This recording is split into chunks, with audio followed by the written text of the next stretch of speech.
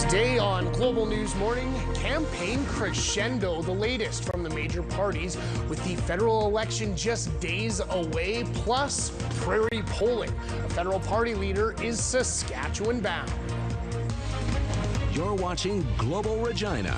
This is Global News Morning. Good Thursday morning, everybody. It's April the 24th. I'm Brendan Purdy. Thanks so much for joining us here on Global News Morning to kickstart your day. With only 4 days until Election Day, party leaders are continuing to campaign coast to coast. Liberal leader Mark Carney is in Port Moody, BC this morning before heading to Winnipeg this evening. Conservative leader Pierre Poilievre on the other side of the country, starting off his day in Halifax before heading to the prairies this evening. While NDP leader Jagmeet Singh is in Winnipeg this morning and will end his day in Toronto. Just days before Canadians head to the polls, Conservative leader Pierre Poilievre is Saskatchewan bound.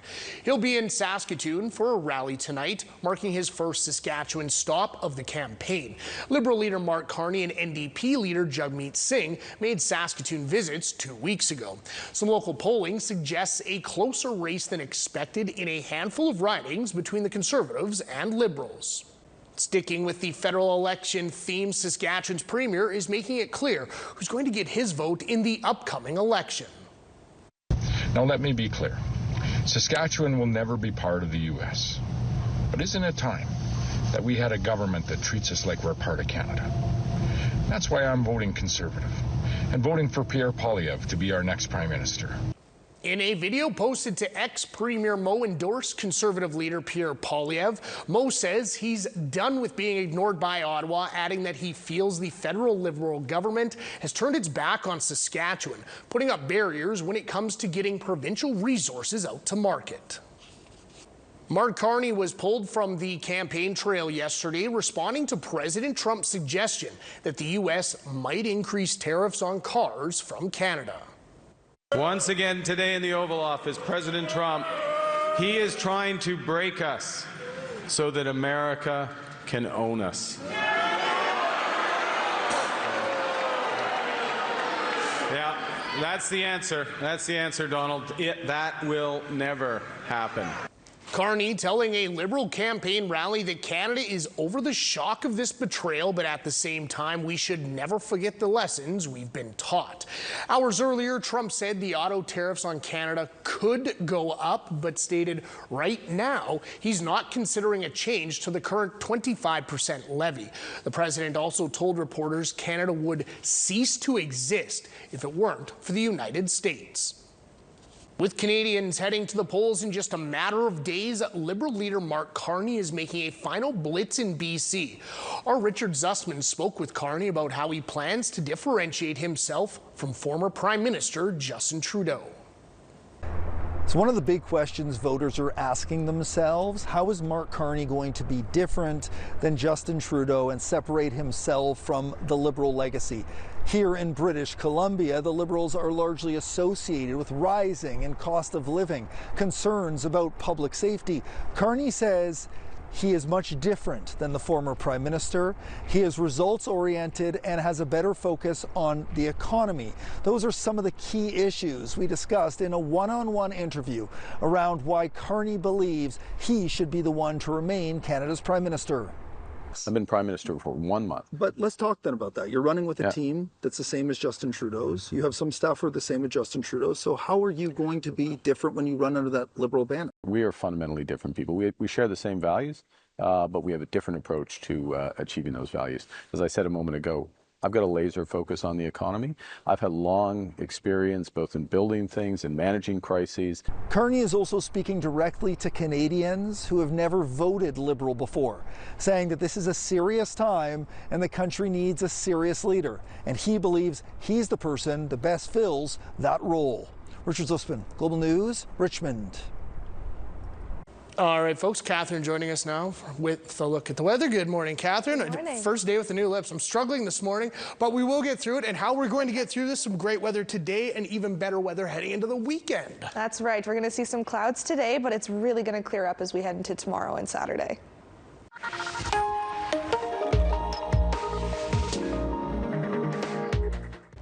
All right, starting out with a rather dark look over Mosaic Stadium. That sun isn't out yet, but it will be coming out pretty quickly here. Right now we're sitting at 0 degrees here in the Queen City. It is going to warm up as we head towards this afternoon. It's not going to be very windy today. We're going to see some clouds hang out over top of the city, but it's quickly going to clear up as we head into tonight and into tomorrow. I'll have more details on that in just a moment. First, let's look at current temperatures across the province. We're going to start up north. So Collins Bay is actually our coldest spot on the map right now. They're sitting at -7 degrees this morning. Loon Lake sitting at -4. That's the same for Uranium City, Stony Rapids, Nippo and Waskesiu at +1 though. However, Lloydminster, North Battleford, Pilger, they're on the opposite end of that spectrum. They're at -1 this morning. Saskatoon, Outlook, Leader sitting at +2. Same with Wynyard, and that's going to be the same for Cypress Hills as well.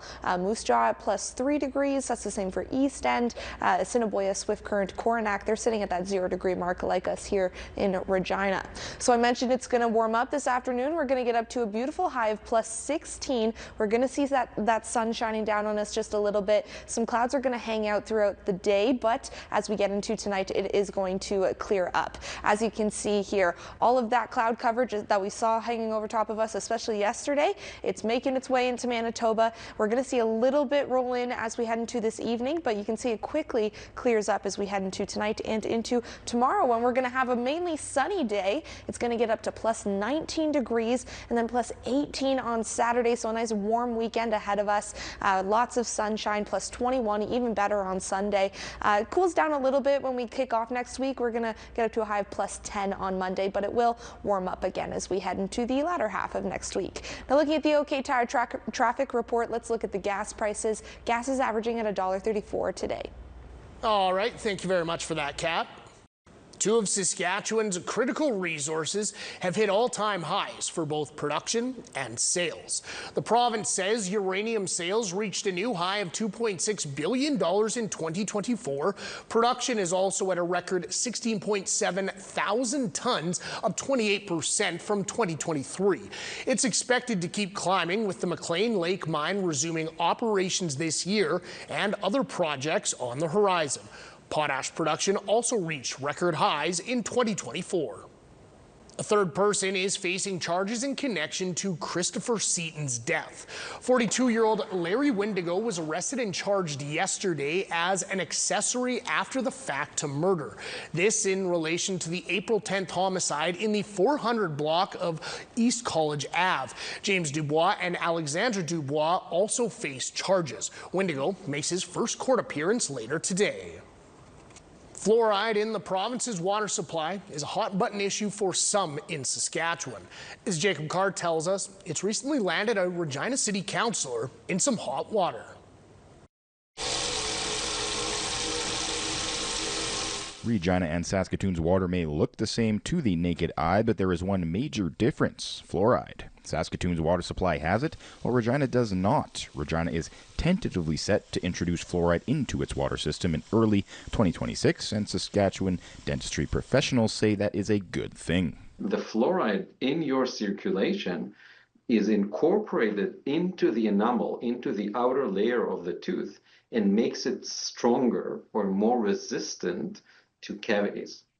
But a recent motion to revisit the fluoride decision will see city councillors hold a special meeting about the subject in early May. Ahead of that meeting, Ward 5 City Councillor Sarah Turnbull proposed a town hall discussion about the topic, with guest speakers from the naturopathic community. That did not go over well with many citizens of the Queen City, which led to Turnbull cancelling the event. It was sort of the, how dare you have a town hall about a subject that's been closed? How dare you have a town hall and ask people who are not medical professionals their opinion? Turnbull says she did invite members of the medical community to the meeting, but was turned down, and that the purpose of the town hall was simply to engage in a discussion. There are people who do have sensitivities to fluoride. Everyone will agree to that. Minority of people, whatever. And they often go see the neuropath for help and stuff. And I'm very interested in that minority. Despite some concerns, according to the College of Dentistry, the levels of added fluoride are completely safe for consumption. And you will get water intoxication before you'll get toxic effects of the fluoride that you're drinking in the water. Jacob Carr, Global News. Saskatchewan healthcare workers made themselves loud and clear on Wednesday, calling on the province to make changes to their system. Frontline staff in Regina gathered in front of the legislative building, asking for better working conditions and higher wages, having gone more than 3 years without a raise. The Canadian Union of Public Employees, Local 5430, says they hope to see the government back at the bargaining table. We need to meet face to face. They need to acknowledge, respect us, because it's respect. We get our people from all over this province on our bargaining committee to go there, but we are there, they are wasting our time, and that's very frustrating.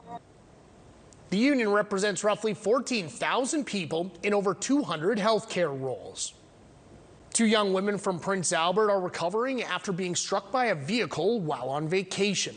The birthday trip to Las Vegas was cut short after Katrin Sinclair and Charlie Latowski were rushed to hospital with severe life-altering injuries.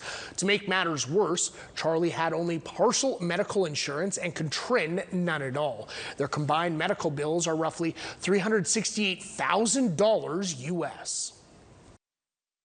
Both girls had very similar injuries, fractured pelvis, Katrin had a broken rib, broken humerus, Charlie had a broken wrist and a broken elbow, and they both actually had fractured vertebrae. A crowdfunding effort has already raised north of $75,000 to help bring both women home. Mark Carney steps off the campaign trail to respond to comments from President Trump.